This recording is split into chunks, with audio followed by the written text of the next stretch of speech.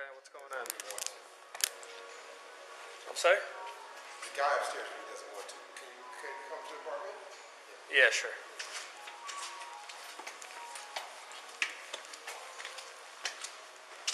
So I'm recording everything. Yeah, we're recording visually so and I'm just basically being sensitive. Like, his pride is in a way, right? Okay. I gotta let you know you're being audibly and visually recorded right now. You know, and I just feel like, if anything like this happened to me, I would want to report it. Well, I guess, he's gone out to go to Subway or something with his eggs or something. Okay. And I work with him, so he is like a star. He works on the show Empire. So I think he doesn't want that to be a big deal. You understand what I'm saying? Okay. Okay, so. But to me, it's kind of messed up. And the thing that bothers me the most, it makes me emotional, is they put a makeshift what do you call the thing? A noose around his neck. Sorry, And that's what bothered me. The cut thing doesn't bother me at all. If that makes any sense. Did you see this? No, I didn't. He just came up to the apartment. He walked I guess he came in through the front door. I'm sitting there waiting. Do you guys live together? Or? No. I'm just his creative director.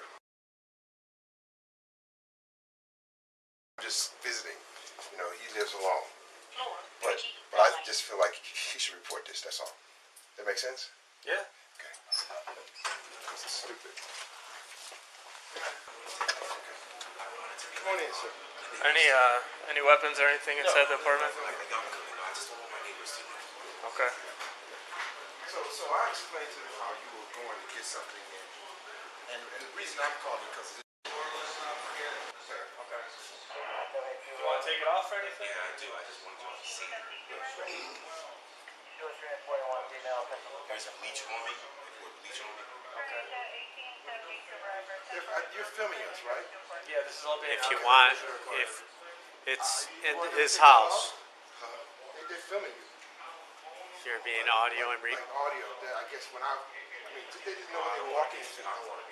Okay, so can we turn it off? What is up, YouTube? It's your boy G11 back at it again with another episode of Homie Talk, where we have real discussions about real things happening right now. So I'm a little late getting to today's topic, but as the great Drake said, better late than never, right? Before we dig into it, though, I got to do the YouTube stuff. Make sure you guys are hitting that like and subscribe button so you can get notified when more content like this drops. And also, it helps your boy out with the algorithm. All right, so housekeeping out of the way. You guys saw the intro video. That was body cam footage from the initial report of Mr. Smollet.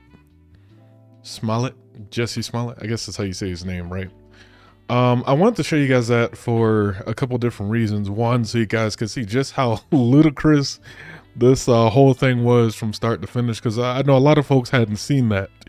From the creative director coming down to him having keeping the noose on his neck, that made zero sense.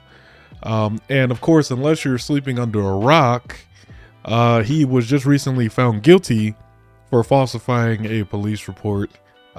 He hasn't been sentenced yet. I don't know how much jail time he's going to get.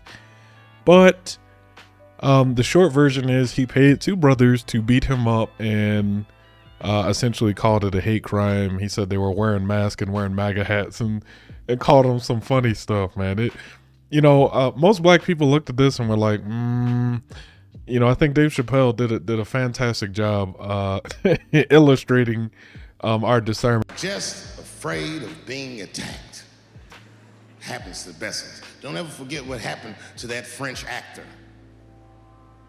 You know what I'm talking about? Jussie Smollet. But I bet you guys are wondering, why are we even talking about this right now? The reason why is because I want to dive into the deeper implications of it, right? First off, I'm glad he was found guilty of this, because this is going to make other people who commit this type of crime think twice. This means people are really starting to think about when people are filing these reports. Two, it's important to understand the why he did that. I mean, he was a successful actor on the show Empire. I'm not sure career-wise what his trajectory was, if he was going up or down. But of course, this this whole debacle just completely tanked his career at this point. You know, I wouldn't want to touch that with a 100-foot pole. But I'm of the opinion that we're in a time where people find more power in the victim status. That's what I think.